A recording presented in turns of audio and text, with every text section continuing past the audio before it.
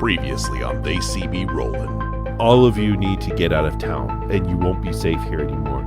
You're free from any obligation. If anyone understands prejudice against non-human races, it's me.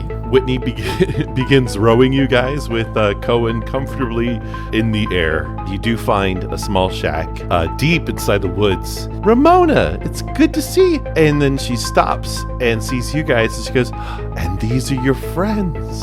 Would you like to stay with us or? I say, madam, we are going nowhere. And I sit on the lazy boy and put my feet up. There are rumors that the king has ordered an exploration into the caverns surrounding the south, the Sword Mountains here. I've got some cousins there. And she goes, yes, there's lots of goblins there. And you overhear Captain shouting, all goblins need to be executed. Do not let any escape. Not one. And he turns his head towards your group. I want.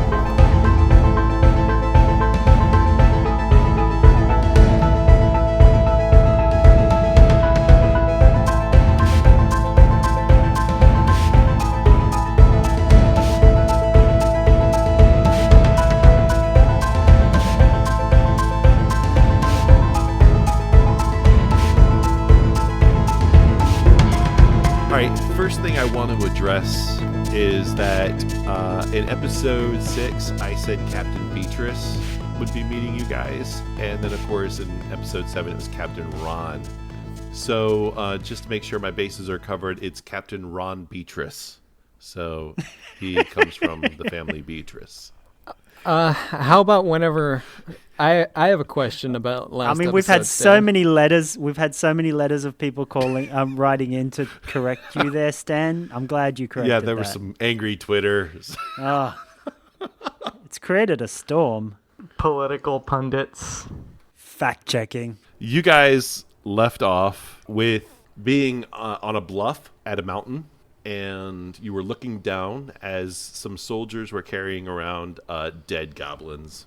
And the captain who was barking out orders turned and looked at you. Or not you, but in your general direction. The first thing I need you guys to do, roll stealth. I'm glad Stealth checks. I'm glad I took that stealth proficiency when creating my character. I need these stealth checks, man. Listen, you've had enough already, Stan.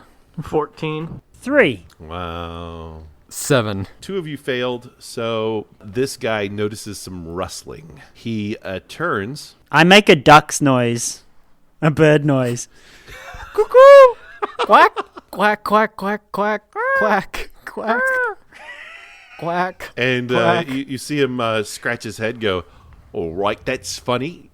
Not a lot of ducks in the Sword Mountains. You 3, go check up around up there. He sends 3 individuals, and they climb up towards you. Is there anything we can hide behind, or what is there? There are trees and bushes aplenty.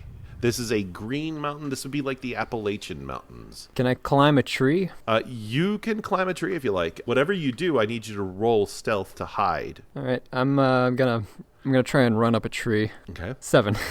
And I'm gonna hide in a bush, a big Coen-shaped bush. You hide behind a bush that's round but has 2 little triangles at the top. To transform into a wild shape, for me, it takes a extended rest. Have we had an extended rest? I assume not.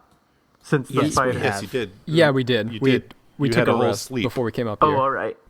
Skump transforms into a mountain lion. Okay. He's got little tufts on his ears, but they have the little black tufts on the ends, but they're still big goblin ears. Can you give us Can you give us a roar? A big mountain lion roar?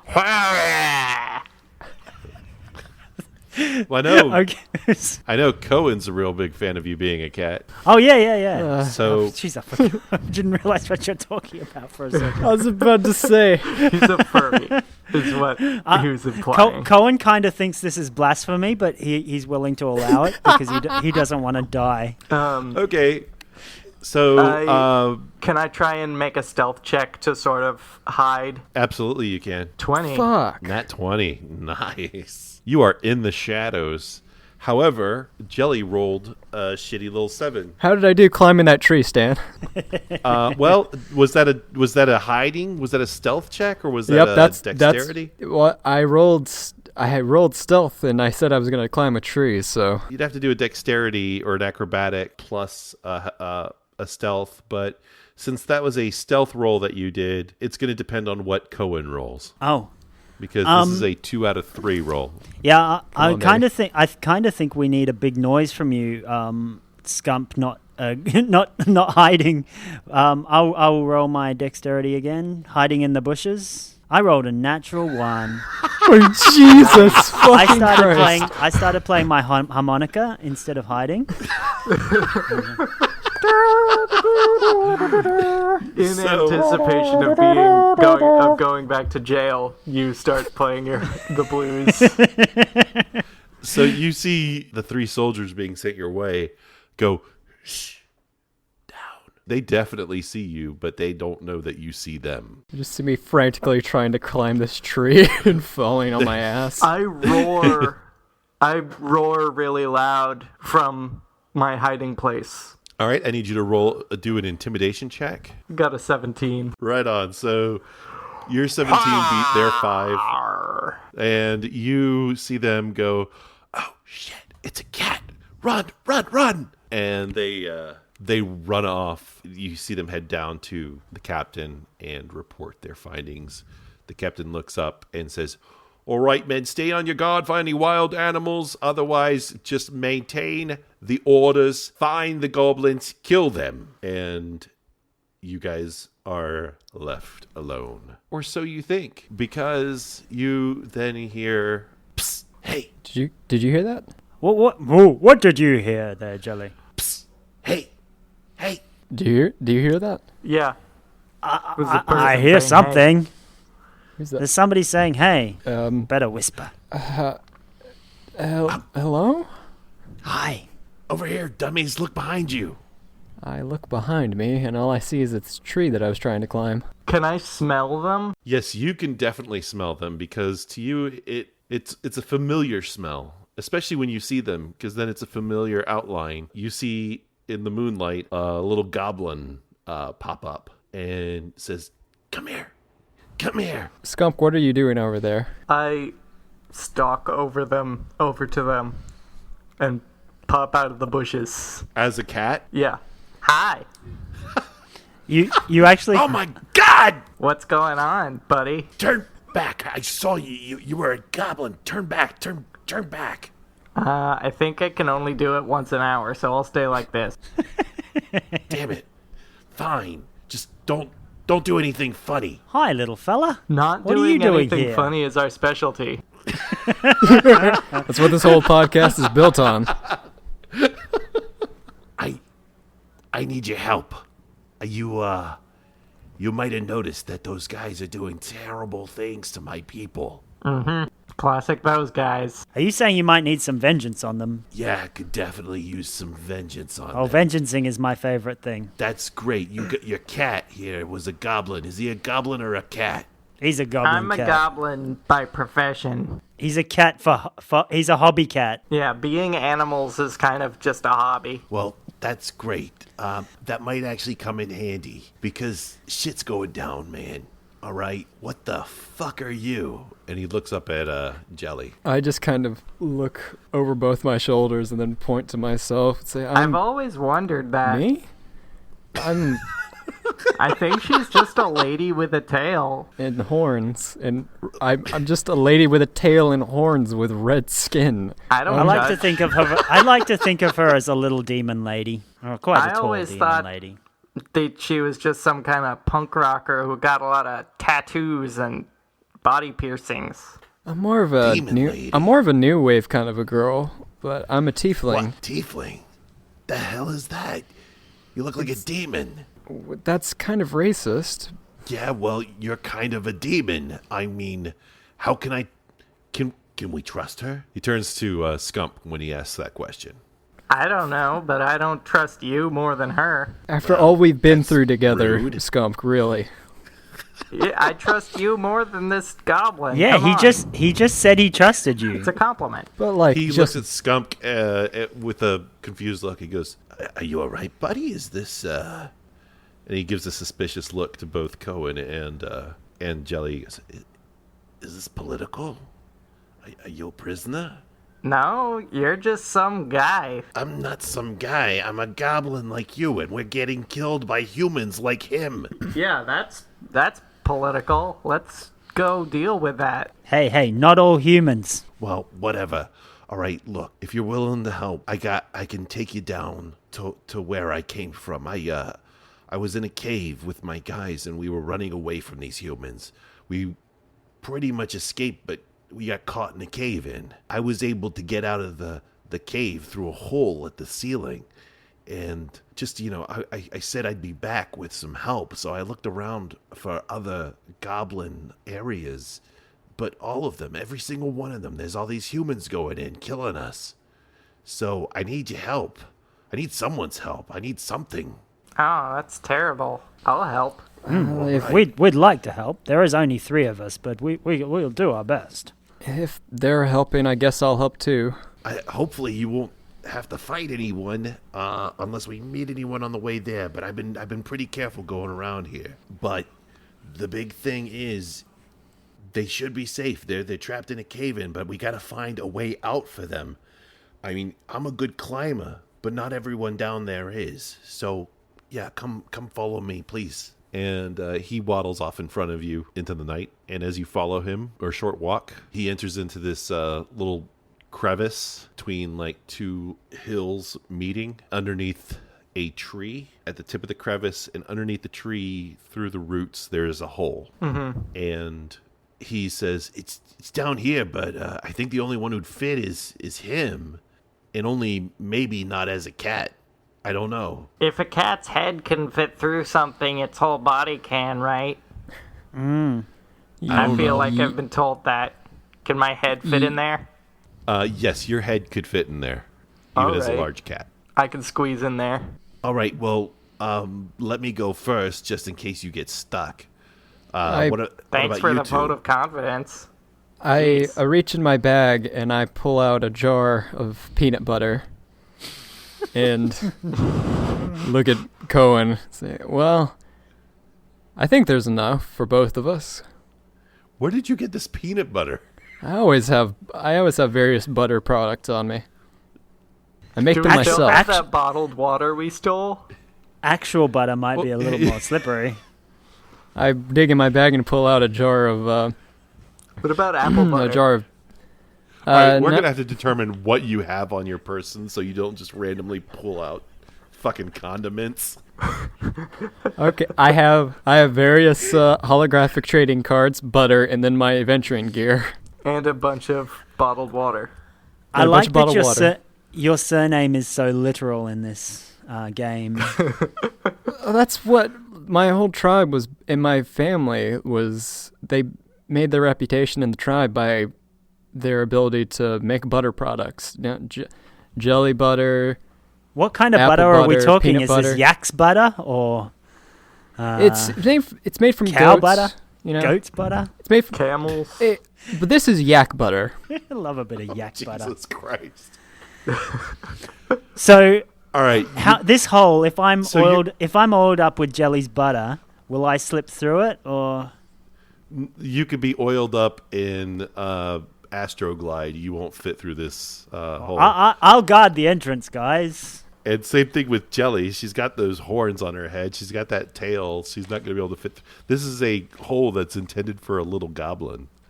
Skump, you're up. I knew I should have taken that reduced size spell. I'm crawling down there. As you crawl down there, you see that the hole itself goes down about 2 feet straight. And then it turns. That's not very far. And you go down a gradual decline.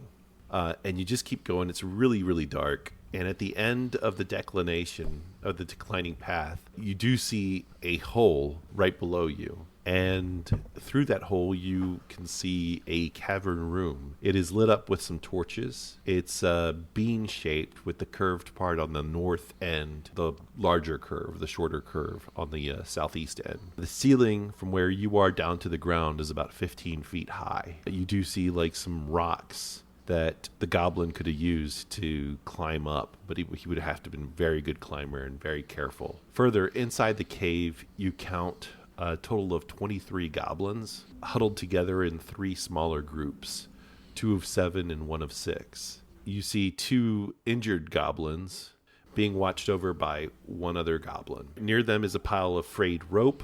From a glance, it looks like it's about 6 feet of rope. And you see at the south end of the room where the cave-in occurred, it's just these large boulders blocking the rest of the cave. I'll go into that room, I guess, and say, "Hey guys, it's me, a goblin, not a mountain lion, who's talking." You're gonna jump first. You got to jump down 15 feet. So I'm gonna need you to do an acrobatics check on that. Cats always land on their feet, right? Magic. Yeah, but whether or not you hurt your feet are gonna be it's another thing. So Coen, that's not great.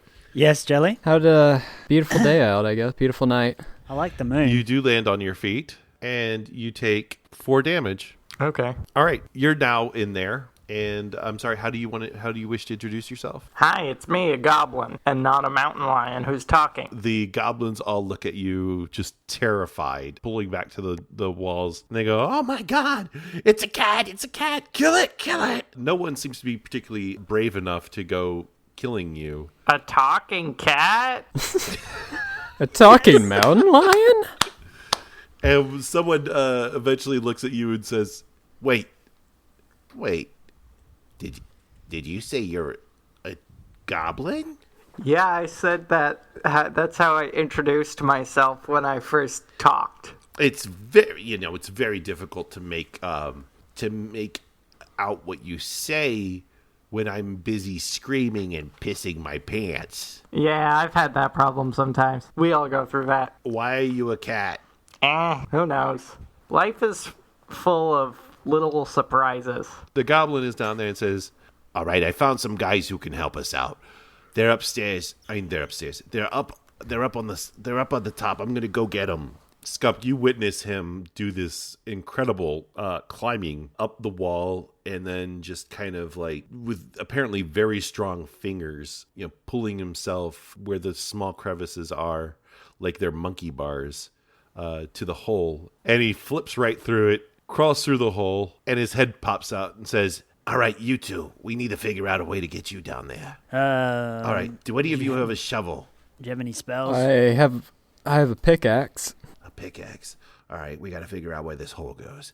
All right, if I go down there, it goes this way, and you start seeing him sniff around and crawl on the ground, trying to figure out where the hole is. Eventually, he stops about 10 feet away, says, "All right, start digging right here." Do you want me to do that, Jelly, or you want to do that? I take out my pick. I assume you've got like adventurer's pack, so you should have a pickaxe too, right? No, I don't have an adventurer's pack. I have I think it's a cleric's pack or something. It doesn't seem it's an explorer's pack. It doesn't seem to have a pickaxe in it. Then I hand my pickaxe to Coen and say, you pick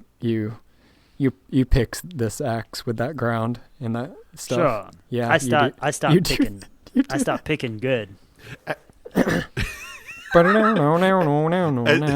As you pick at where he's standing, he's helping you out by digging with his claws through the dirt. This probably takes you to a good hour until you actually reach the underground hole. So I'm no longer a animal now.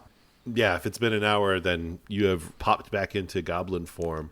And as you pop back into goblin form, do you pop back into goblin form, or is it like some Cronenbergian kind of horror as you shapeshift? I think my head turns back into a goblin head first, and then it goes from top down. So it's like your arms turn back into little goblin arms, and your body eventually... Until I'm briefly a goblin with a cat tail, and then it just... While Coen and the goblin are digging, I'm just arranging my holographic Charizard cards and playing All right, and a little game Coen of Yu-Gi-Oh with is- myself. Coen is sweating. you know that they reach the profusely. hole when you hear everyone screaming at Skump's transformation back into a goblin because it is a horrific sight. Sounds like Skumk. Coen is absolutely drenched in sweat. Yeah, I imagine you would be. I hand him one of the bottles of water I stole. I just pour it on my head. With your helmet on, or have you like at Yeah, this point helmet taken your on. helmet off while you were digging? Wow, No, my helmet's still on. that's impressive. No wonder you're drenched in sweat. Digging in full armor. Hey, what can I say? I'm a sweaty guy. All right, so you see the hole, and it's not quite big enough for Coen to get through, but Jelly could squeeze through. However, you do note that you could take a little bit more time widen the hole so you could go through, or Could we lower a rope down and pull all these goblins out? as you lower the rope, the goblin says, No, we can't risk them coming up here. There's troops all around. Where are they going to go? It's fine if it's just me, but if they go anywhere, they're dead. We need to find another way out. He's right. There are a lot of guards up here, and that is a group of 20 goblins are going to attract attention. All right. Well, we can try and find another way out. Great job spending an hour digging a hole and then leaving.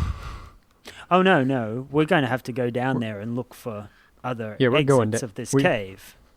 Yeah, we were digging this hole to get down. Yes. Oh, okay. So do we want to widen this hole so that Coen can squeeze his fat ass through here? or can I just Winnie the Pooh it and get stuck with my butt hanging out? well, you'd have to remove your arm. Wait, no. Okay, Coen, I take out my jar of butter again. Say, all right, strip down, buddy. Do you mean wearing a shirt and no pants? Well, that's how Coen naturally moves through the world anyway. There's no armor under his pants. If you take off the legging armor and portion, it's just nothing. Anyway, It's just a red shirt and nothing else. You must spend a fortune on talcum powder. Okay, can we make this hole less complicated, and can we just find a way to get down there? We just dig the hole more. What do we have to do? We dig the hole more. We dig that hole more. We dig it real good. We dig You just widen the hole. Spend some time widening the hole, just enough for Coen to fit through. You do have the rope to go down. I solemnly put the butter back in my pack. All right. So you've got how have you got the rope going down there? Is there a tree, we can tie it off to? So you've got the rope tied around a tree going down into the cave. All right. Yes. So then you guys can just shimmy on down the rope, and you don't even have to do a check or anything. You just go right down. Cool. And you guys slide on down. Jelly does it gracefully, looking pretty cool as she does it. Like a gymnast. Coen slides down like a rock, but lands fine. I asked Coen to go first because I didn't want to be under him while he repelled before me. Then the goblins all see you, and their eyes get big, and they're like, Who are these guys? your goblin says, Well, they're the ones who are going to help us. I didn't catch your names. Hey, I'm Coen Greyfield. I'm a paladin of Bast.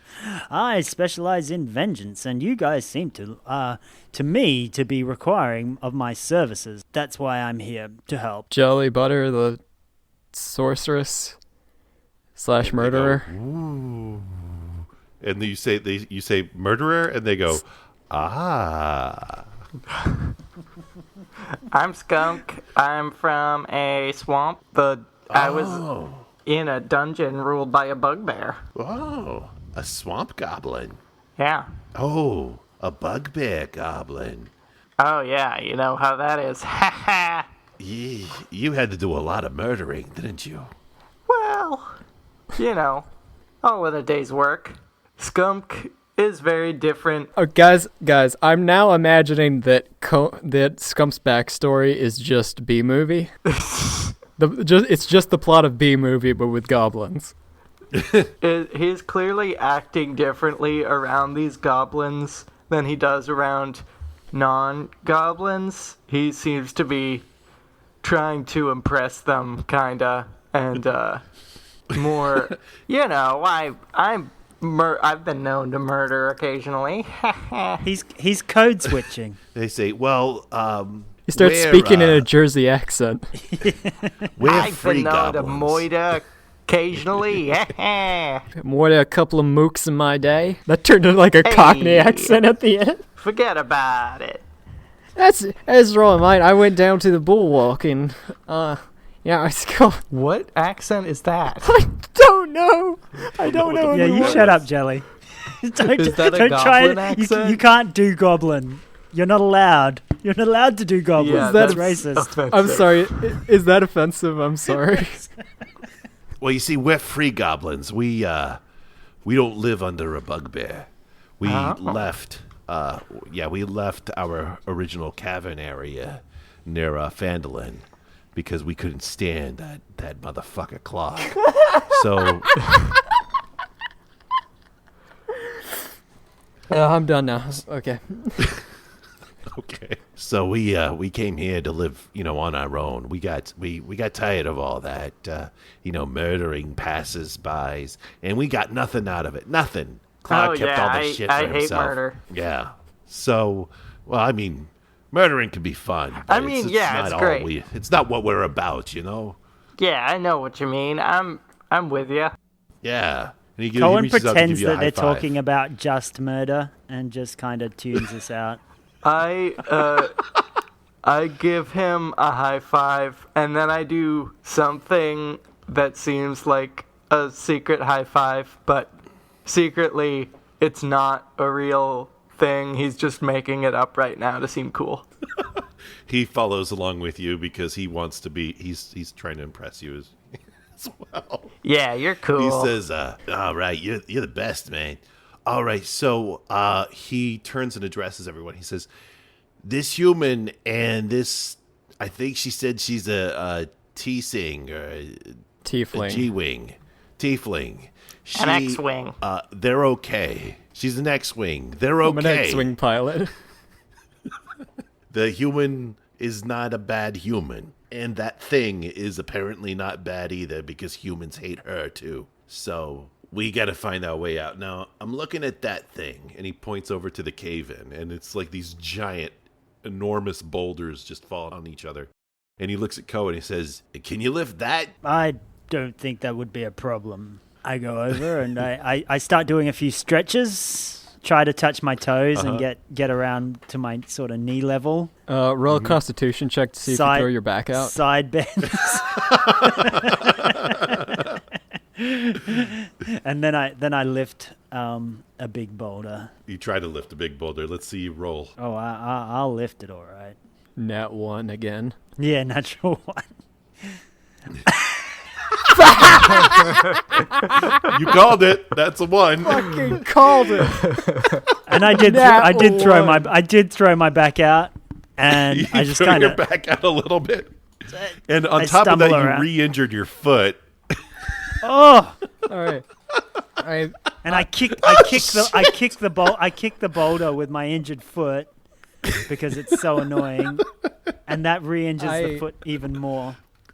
So I need you to take 4 damage. 4 damage from trying to lift a boulder, motherfucker. Well, you threw your back out and you kicked it. I walk over to Coen and just put my hand on his shoulder and say, "It's okay, buddy. Let me try." I hold my hands out and stand back a ways, everyone. Give me some room. Is this just one boulder that I'm trying to move? Well, there are many, many boulders. I mean, him pointing it out to you, it's very... they're small people. They definitely can't lift it, but they don't know how strong you guys are. They just know that you're bigger. I look at the cave-in and I hold my hands out and concentrate, and I throw a chromatic orb at it. Using thunder damage. Using thunder damage. I'm going to let you do a perception check first. Okay. In fact, I want all 3 of you to run a perception check. 3. Because I knew that was going to happen. Look, I just kind of roll through life. 11. And I rolled a 9. 9. We're not very All right, so while perceptive today. While Coen was off throwing his back out and Jelly was about to throw thunder at a giant wall of boulders, Skump, you notice from the ceiling there's like this little stream of water trickling down. Just like home. Down from the ceiling, and then it reaches this area where there's these smaller boulders, and the water is seeping behind the boulders. They don't reach the ground that you guys are on. It goes back there. So it seems like we could climb over. Well, you couldn't climb over them, but they are smaller boulders. So if we go up there, maybe it would be easier to dig up there. Well, it's not up. The boulders are on the ground. But there's a gap where the water's going through. So if the water is going through a gap, all right, so the water, then it must be going somewhere. Right, the water is coming from the ceiling and going through a gap behind these boulders. These boulders are on the ground. Can you point that out to the rest of us, Skump? What's up with this water, dudes?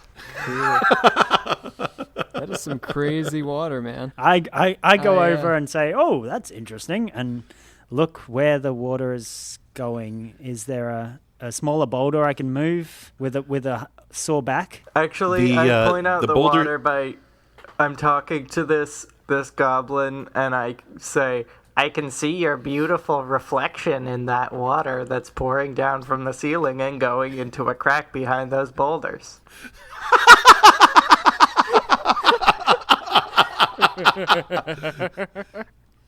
And he returns and says, Well, gosh, thanks. That's the nicest thing anyone's ever said to me. Your eyes are like a crack in a boulder. You flatter me. I take out my pickaxe and hit it. the boulder crumbles, not to pieces, but where you hit it, it crumbles. You see it's pretty eroded, material's pretty light. It's not a thick, heavy rock. I turn to the party rock. And I say, erosion, dudes. Is that a tiefling joke? It's funnier back home. But my point is, I'm sure the water's probably weaker. The stones are probably weaker here because the water is running through it. Erosion. I don't think that's how it works, but okay. Okay. Yeah, that's not quite how it works, but... Listen, I have like +1 to intelligence. I hit it again. All right. It cracks a bit, but you do note that this rock is not as dense, so therefore not as heavy as like the boulders that are at the cave-in. I walk over to Coen and I crack his back for him. Oh, that's better. I pat him on the back, say, "Hey, buddy, why don't you try moving that one?" And I point out that boulder. And Cohen's pride is being wounded. So he's going to try You don't have anything again. in medicine, do you? Off the top of my head, I don't think so. No, I don't. I'll just roll a d20. I want to see how well this back cracking affects Coen. I'm a fucking nice. masseuse, motherfuckers. All right, Coen, roll a 1d4 to see how that helps your how much HP you get back. Ooh. Oh, sweet! All 4 back. So, Jelly's magic fingers. I raise my hands and do spirit fingers. My back is feeling heaps better now, and You're welcome. I do a great big stretch, and I find a rock, I test the weight, and I'm going to try again with the lifting It's thing. that rock that I pointed out to him, the one that seemed softer. All right, and I will roll. And if this rolls a natural 1, I'm going to hit my head against my own fucking desk. Nice. Yes. All right. You 18, you rolled an 18. That's much better. All right. You kind of get your hands around it. It's a little slippery, but you were able to gently move it, and then eventually you hear the scraping kind of let go, and you are now able to lift it and set it aside. And what you see... I'm sorry. Once I move the boulder aside, I stand up in the air and throw both hands in the air and go, yes! And I go, take that boulder, and then I kick it with my sore foot and hurt my foot again. Roll a Constitution check to see if doing a fist pump threw out your back again. All right, I just needed that moment, guys. So what you see is basically a natural water slide.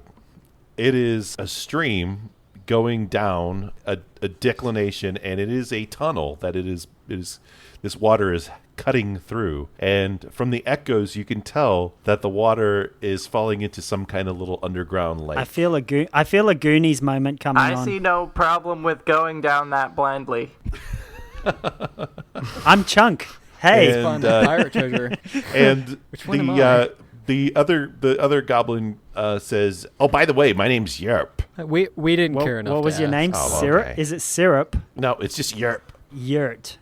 Yerp. Yerp. Yerp. Hey, Yurt. Yeah, it's Yerp. I have a cousin named Yerp. I wonder if it's me.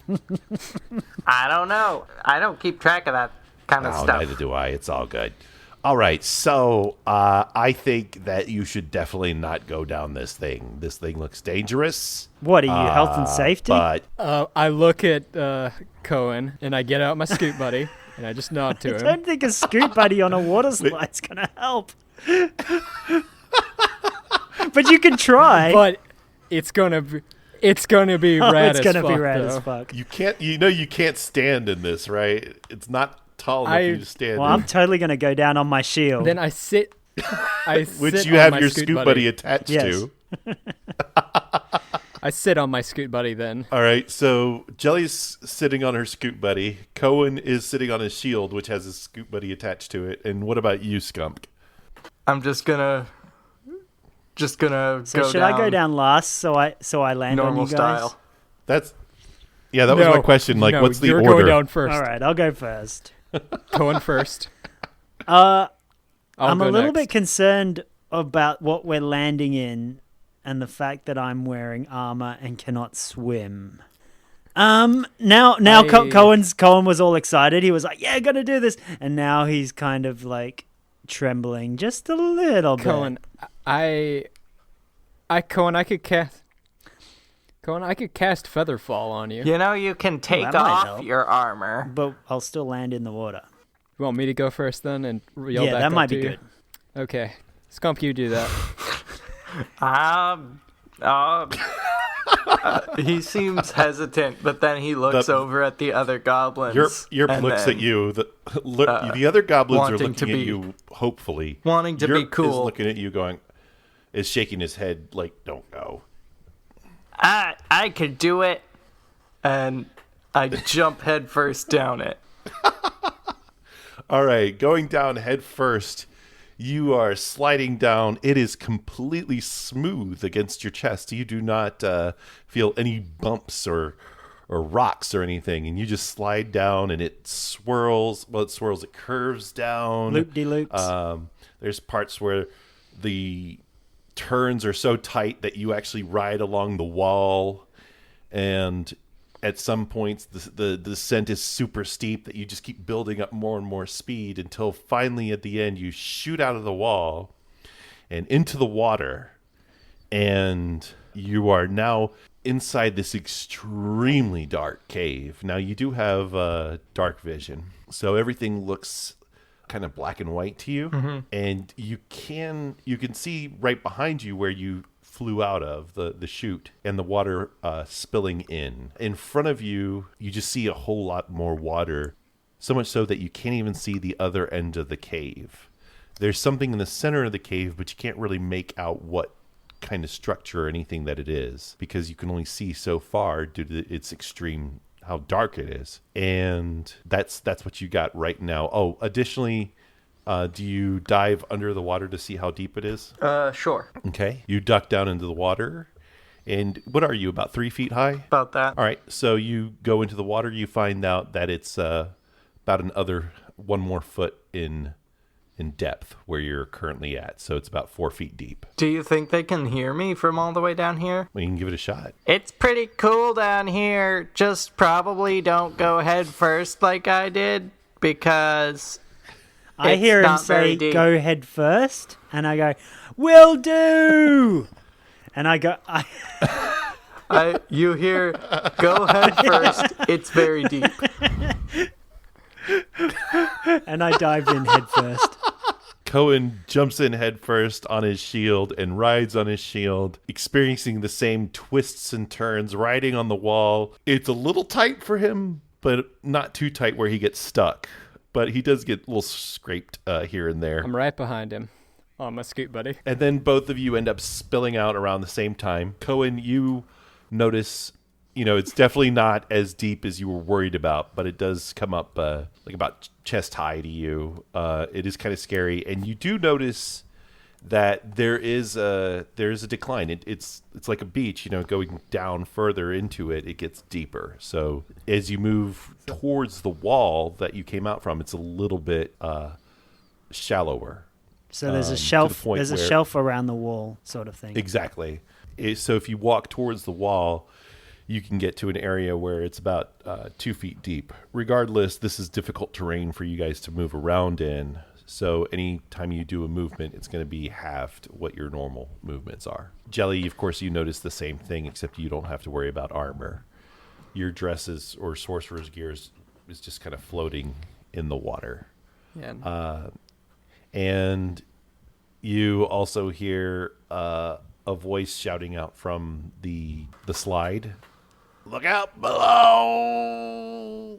It's great down here. You see a goblin clutching like a package or something wrapped up and falling into the water. His package. And he splashes in the water and then swims up towards the wall to the shelf where it's about a foot deep. He drops like some of the stuff into the water and pulls out a stick. And Coen, you can see this through your cat's eye. So you see is this that Yurt? he pulls out a yerp. I'm going to call with a him P Yurt. as in Papa. Not, and he's got a stick, and he says, "I got us a torch. This might help. It's going to take some time to turn this thing on. So give me a minute if you would. All right." I cast Firebolt at it. You're gonna Firebolt. Firebolt. You're gonna have to roll an attack roll on that. Okay. 23. How about that? Nice. You nail it. Your firebolt hits it, and he just like, ah! And fortunately, he does not drop it. He says, this is good. This is good. Nice warm fire. And he lifts up the torch, and with the extra light, all three of you can see that there is an island in the center of this room. It's about 100 feet away from where you are at the shelf. Are the other goblins coming? The other goblins have not shown up. They're waiting to hear from Europe. And the other thing that you see is some weird protrusion coming out from the water. Ultimately, what you see is a towering blob of mouths and eyes simultaneously screaming in horror, ecstasy, hate, anger, and pain. And it's slowly swimming and oozing its way towards you. Relatable. Holy fuck.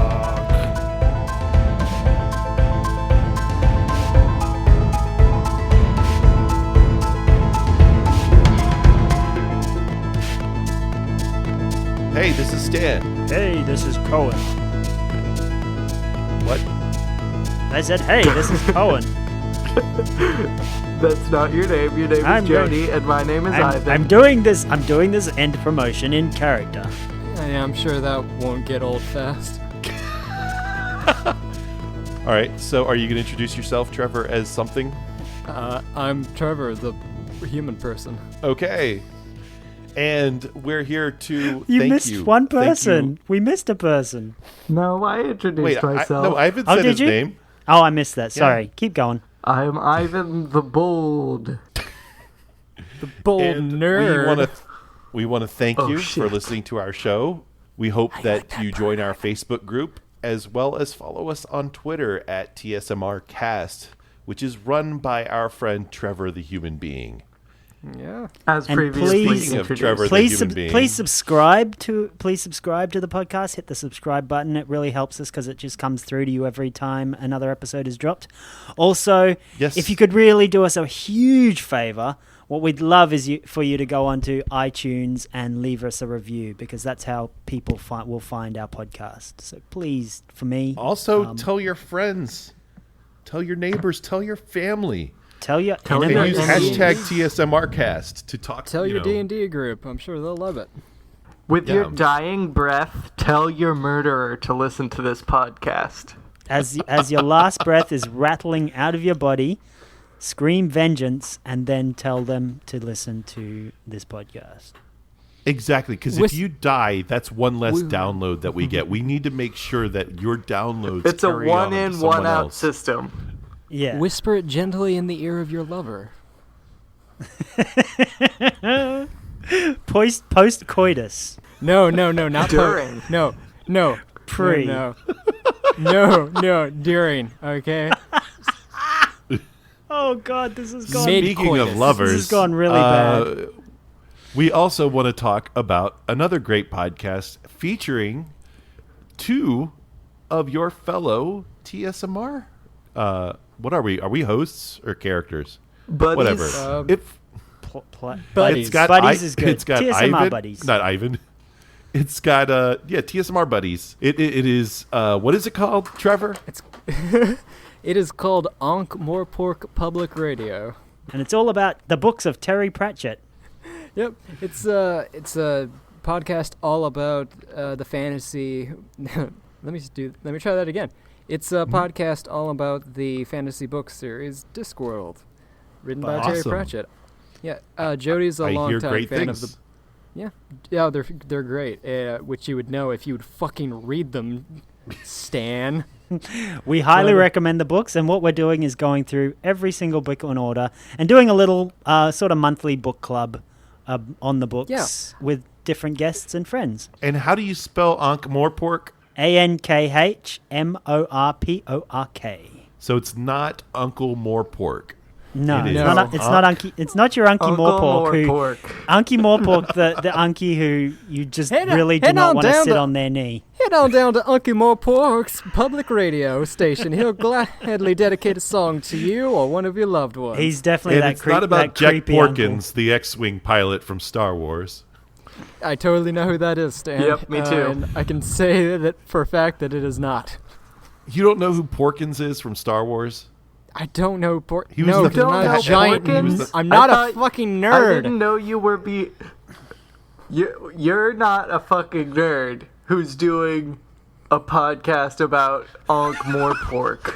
Look, I'm doing that podcast and this one ironically, all right?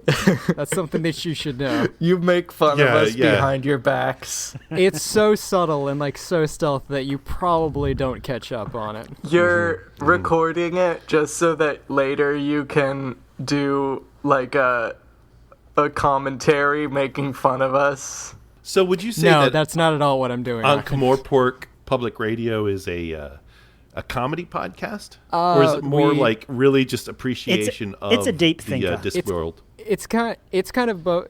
It's kind of both. Jody and I, being who we are, we start off serious, but it quickly dissolves into just us making fun of each other. Devolves into poo and fart jokes pretty darn Which quickly. really is great for the books, since they're they've got some heady topics, but they're also very funny. Yeah. Excellent. And Well, full that's of terrible dad puns. So many terrible dad. Terry Pratchett loves his dad jokes. Stop selling it. It's already sold.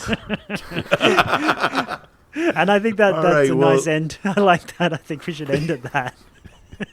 Yes.